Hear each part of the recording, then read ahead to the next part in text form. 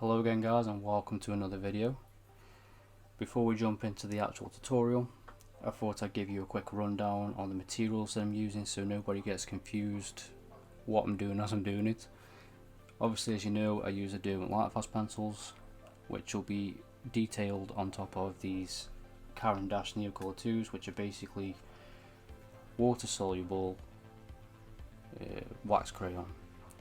You can use the mineral spirit if you want to with just the Derwent Lightfast or whatever you're using, but I prefer to use water based stuff, me personally, but it's up to you. For the stars, I use the Derwent paint pen.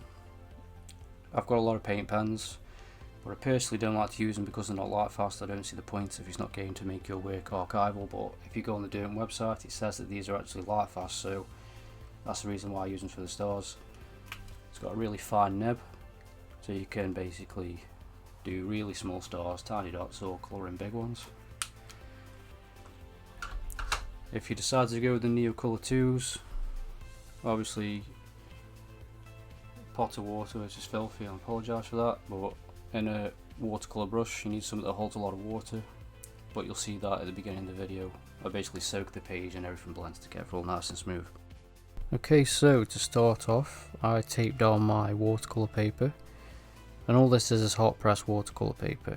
The reason why it's taped down is because if I load it with water, when it starts to dry I don't want it to warp, that's why you tape it down. And then I took the Neocolor and just made a big mess. I just scribbled all over the paper, went from light blue into dark blue, purple into violet, and then I loaded it up with water and let them all blend together. And then once they dried, I did the same thing again. It's just a big mess, and it's fine, that's how I want it. It's a background colour, and I'm not adding detail at this point. I personally, because I've done this off the top of my head, like to leave some white patches, which will become more apparent why I've done that later on in the tutorial. After the Neocolor was completely dry, and you need to make sure it's completely dry, otherwise you're going to run into a bit of trouble when you start detailing, I grabbed the lightest blue that I've got, I think it's called Artic Blue, and I started to create like cloud-like shapes in some of the lighter areas. It's very similar to drawing clouds.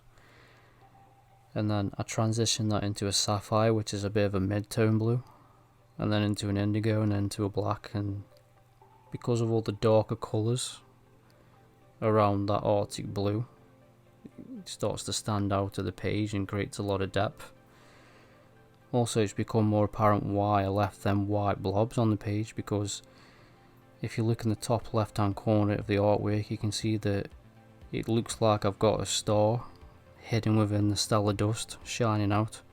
It's a really nice effect and you should try it. Like I said, I painted this galaxy off the top of my head, so no reference photos, which made it a lot more fun because I could be really abstract, and the more abstract that I went, the more of a galaxy it was starting to look like. So I would say it's a really good tip to be as abstract as you can with the colours that you're using. And I knew I wanted a pinky purple running down the middle, so I used a magenta, a rose pink, a purple, indigo again, and for the lighter clouds I just used Artic Blue for the entire thing, and it really worked out quite nice. In terms of transitioning the blue and the pink together, it was a lot easier than what you think it is, because dark indigo and purple are quite similar colours, so they were simple to transition. And then from the purple it was very simple to transition into the magenta. I use a lot of colours in this artwork, so the list in the description is going to be pretty big. There are two things that I think you need to pull off a successful galaxy drawing, and that's black negative space and stars, and I'll get onto the stars later.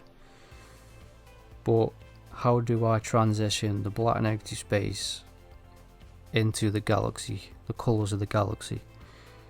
And I did this by using the colours that are already in the galaxy. So I'd start from the bottom to the top with the black, and then transition into a Mars black, and then I start using Indigo, which is one of the darker colours in the blue. Start using the purple, which is one of the darker colours in the pink that I added down the middle, and then that transitions into the Sapphires, into the Magentas, into the Artic Blues, and that's how I transition the black negative space into the galaxy above. For the last bit of icing on top of the galaxy cake, you have to draw in some stars.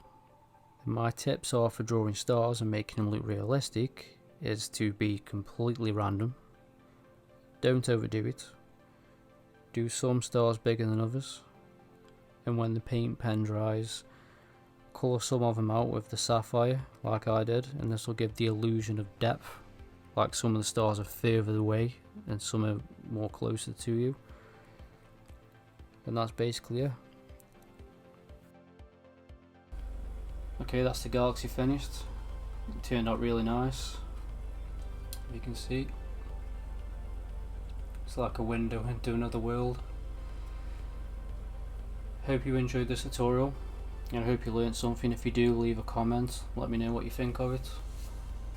I will leave a description of every pencil that are used in the description, also these.